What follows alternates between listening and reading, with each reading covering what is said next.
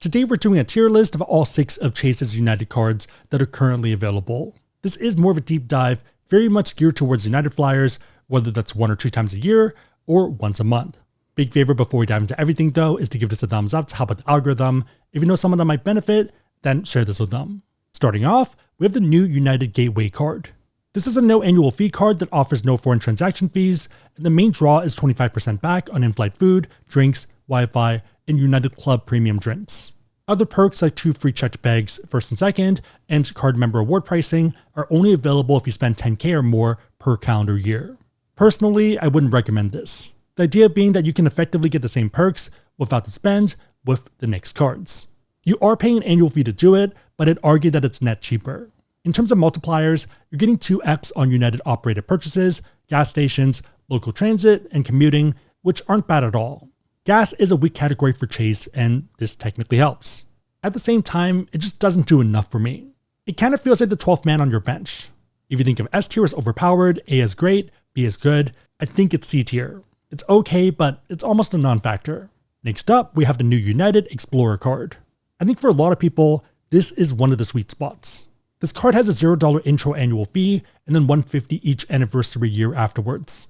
It also comes with a ton of credits, including United Hotels, Rideshare, Avis and Budget, and Jet Suite X. If you value the top 2, then you're at break even. Even if you do discount them, there are other perks that can help.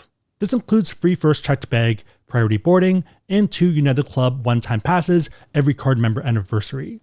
The other perks are nice, but are less consequential. For a lot of people that don't have elite status, the main draw is going to be the free checked bags. For example, for one round trip, that would be $40 per way, so $80 for yourself already. You can get free checked bags with Premier Silver status, but that's still a decent amount of flying. So outside of spending a ton on your card, you're usually getting 1 PQP per dollar spent on United flights. So 1,000 spent on United flights is 1,000 PQPs. Here it's 15 flights and 5,000 PQPs, or 6,000 PQPs. For the person doing maybe 1 to 5 round trip flights, Premier Silver can still be tough. A $150 annual fee card might be net cheaper. The multipliers here are arguably worse since they are in highly competitive categories, so it doesn't really matter at all to me. If you fly United and value the perks, and especially if you can use the credits, then this card hits above its weight class. It's not overpowered, so definitely not S, but still feels a bit better than good. It's an excellent option for what it is.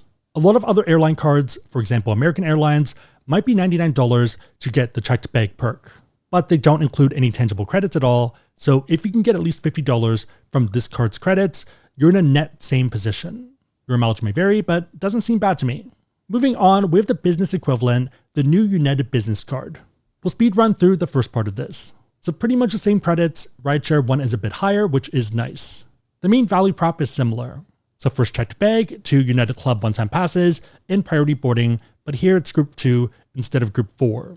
Everything is a bit better. There are new ones that are different, so the best one to me is 5,000 Better Together miles.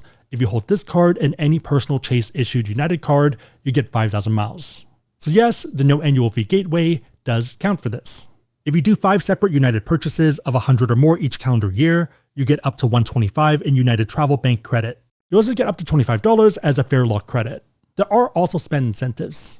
So if you spend $25k on the card, and it can be any purchase, it does not have to be just for United flights, then you get 2 Domestic Economy Plus seat upgrade certificates. We'll get more into spending for PQPs with the next card. The quick thing I want to point out though is that for the business card, you can earn more PQPs per year, so up to 4,000.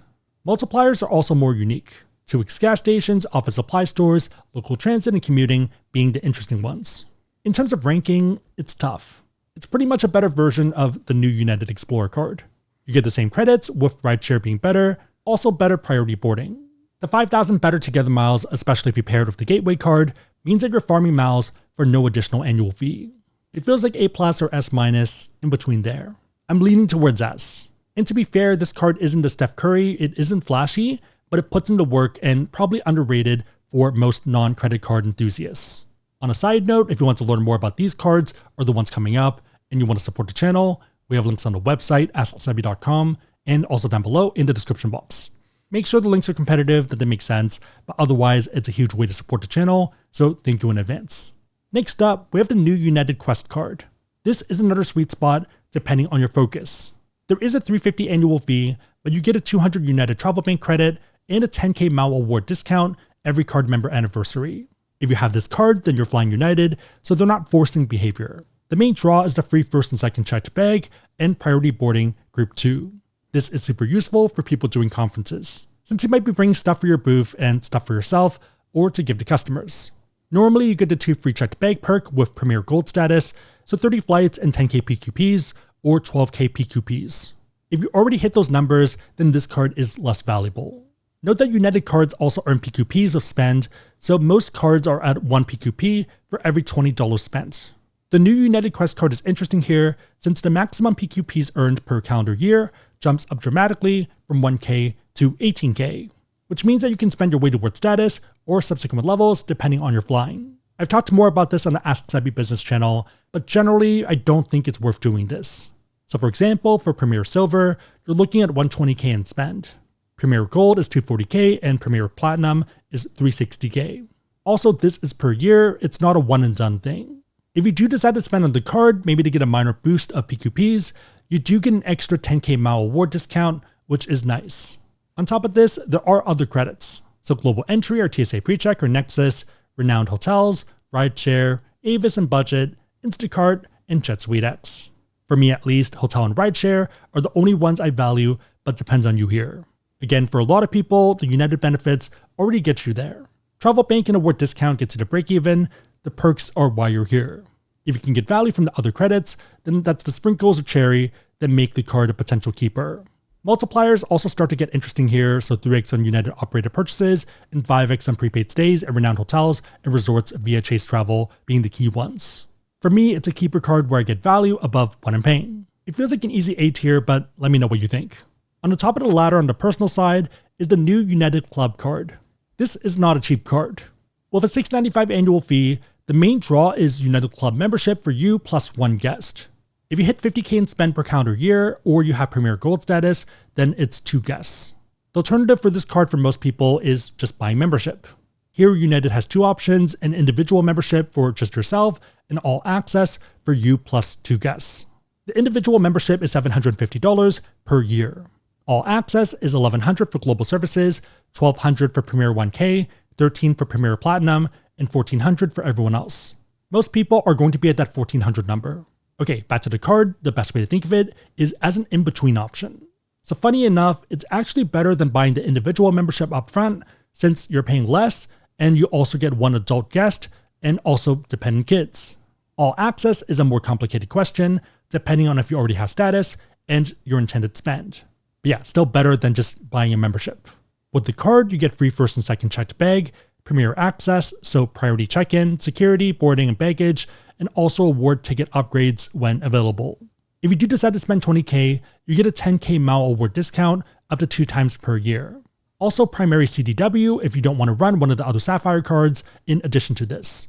Also IHG1 rewards Platinum Elite status, meaning you can skip another card as well if you're chasing hotel status. That by itself already works as a card and makes sense for its historic and primary audience. They did add credits to bring in new people. This includes Renowned Hotels, Rideshare, Avis and Budget, Instacart, and Jet Suite X. I have the card myself and I don't care about most of these. The only ones I use are Hotel and Rideshare one since it fits with my existing spending behavior. I don't think you need to use all the credits. The idea is that you have a ton of them and you can pick your spots and find what works. In terms of multipliers, the main draw are the 4x on United and 5x on hotels prepaid via Renowned Hotels. If you are spending to get PQPs, this is one of the better choices since you can earn up to 28,000 PQPs per year. In contrast, the other 2 personal cards have lower caps. Also here you are earning 1 PQP for every $15, which is significantly more efficient on an earning basis. Whether that's worth chasing is a very fair question. But if you do want to spend your way up, accounting for the 1500 PQP anniversary bonus, you're looking at 67.5K for silver, to almost 400K for 1K, and this is the top line number. Main reason being that in practice, you're flying a non-zero amount. In fact, they do have a 4-flight minimum for United operated flights, otherwise you don't earn status. Overall, this is a pretty strong card. The better United Club membership for cheaper than retail is the ice cream and the base, so that was the initial purpose of the card and why it even exists. The new credits are toppings like sprinkles and Oreo cookies that make it even better. Given everything, I'd put it into S tier. It's an overpowered way to get United Club for a lower number, and potentially a lot lower.